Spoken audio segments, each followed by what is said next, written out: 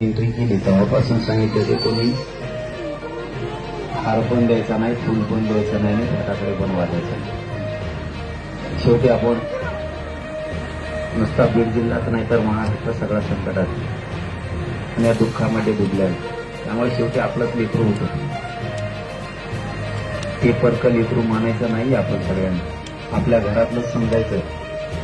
आणि ते दुःख जसं त्यांच्या कुटुंबावरती झाले तसंच आपण सुद्धा एक कुटुंबाचा भाग आहेत म्हणून आपल्यावरती ते दुःख आहे.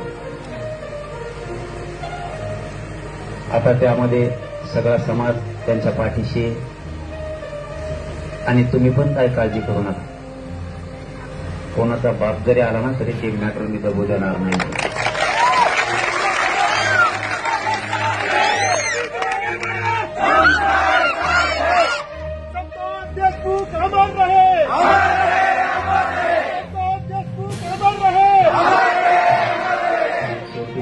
दाबायचा काय प्रयत्न केला, जसं मी या समाजाला मायबाप मानतो, या समाजाचा मुलगा आहे तसा मुलगा म्हणून त्या कुटुंबाच्या पाठीशी मी आणि या राज्यातला मराठा समाज खंबीर उभा आहे. त्यामुळे इथून पुढच्या काळातही कुणी काळजी करायची काय गरज नाही. फक्त जरा कडवटपणा तुमच्या अंगात येऊ द्या, कट्टरता तुमच्यात थोडी असू द्या.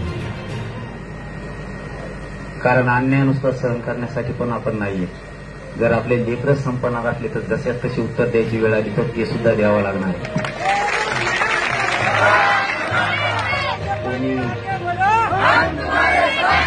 किती दबावानं द्या, काही करू द्या, त्याची काळजी नका करू. त्यांना खंबीर आहे. मी कसलंच ते मॅटर दडपू देणार नाही आणि दाबू पण देणार नाही. सगळे जिल्ह्यातले लोक एकजूट राहा.